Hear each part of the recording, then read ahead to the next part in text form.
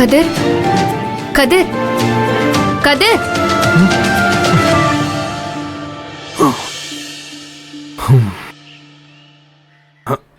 என்னாச்சு இங்க படுத்திருக்கீங்க?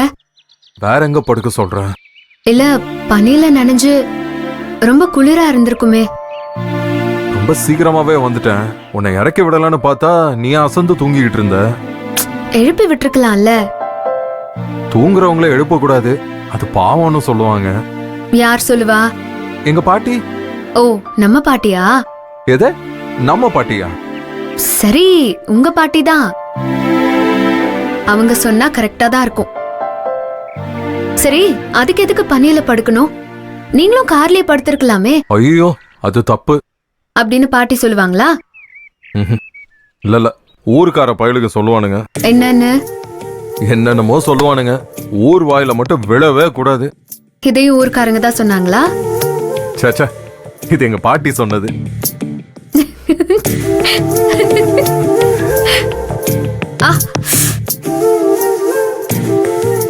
எப்படி இருக்கு?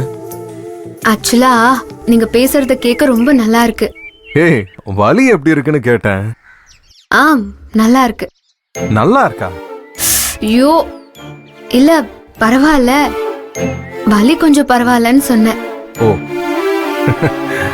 சரி, நான் போய் இளநீ வெட்டி எடுத்துட்டு வரேன். எதுக்கு? உனக்கு தான். ஐயோ, அவ்வளோ இளநீக்கு எங்க போவீங்க? அவ்வளோ இளநியா? அப்ப நீ எத்தனை இளநீ குடிப்ப? நான் குளிக்கணும் கதிர்.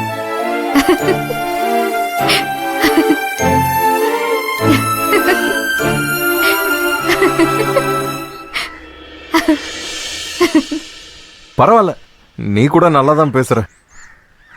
நம்ம ரெண்டு பேருமே நல்லா தான் பேசுறோம். ஆனா அதுக்கான சூழ்நிலை இப்பதான் வந்திருக்கு. சரி சரி, சீக்கிரம் கிளம்புங்க. வீட்டுக்கு போய் ரோகிணிக்கு நல்ல நேரம் ஸ்டார்ட் ஆயிடுச்சு, இனிமே எந்த பிரச்சனையும் இல்லைங்கிற சந்தோஷமான நியூஸ சொல்லுங்க. எல்லாரும் கொண்டாடுவாங்க.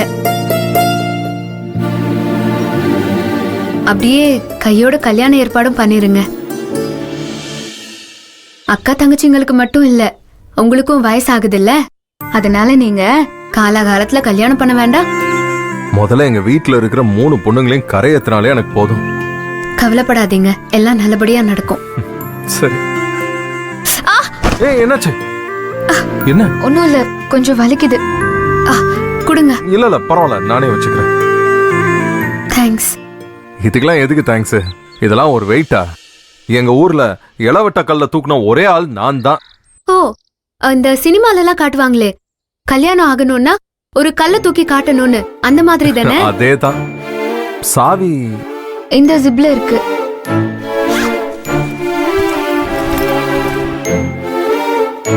இந்த சாவி.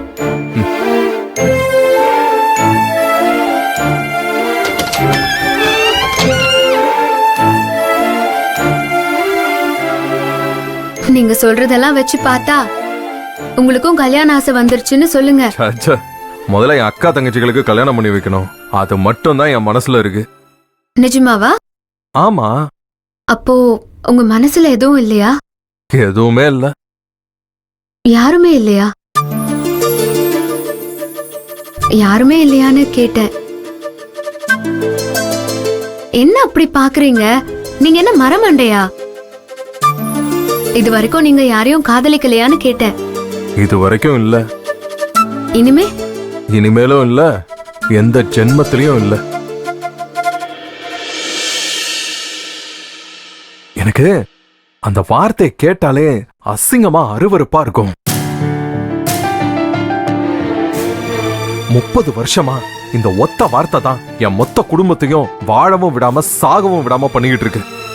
என் மொத்த குடும்பத்தையும் புரட்டி போட்ட ஒத்த வார்த்தை தான் அது. அதை என் வாயால கூட சொல்லக்கூடாதுன்னு நினைக்கிறேன். கோடி ரூபாய் என் கையில கொடுத்தாலும் நான் அந்த வார்த்தையை சொல்ல மாட்டேன். என் தாய் மாமன் அந்த வார்த்தையை ஒரு தடவை தான் சொன்னான். அந்த காரணத்தினால இப்ப வரைக்கும் என் குடும்பம் நெருப்பு மேல நின்னுகிட்டு இருக்கு. நானும் அதே பண்ணி என் குடும்பத்தை நாசமாக்க மாட்டேன். எந்த ஜென்மத்திலையும் எனக்கும் அந்த வார்த்தைக்கும் சம்பந்தமே இருக்காது.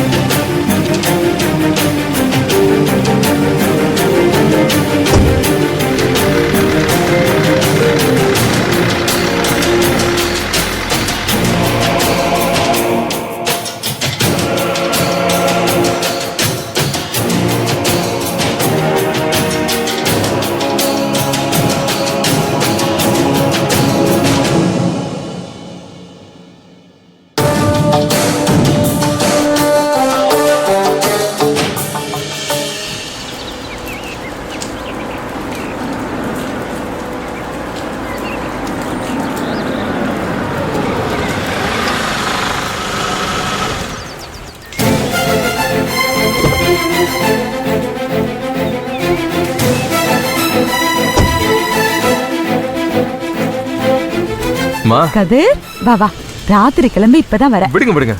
ஆமாமா, ஏண்டா நைட்லாம் தூங்குனியா இல்லையா? கண்ணெல்லாம் ஒரு மாதிரி இருக்கு.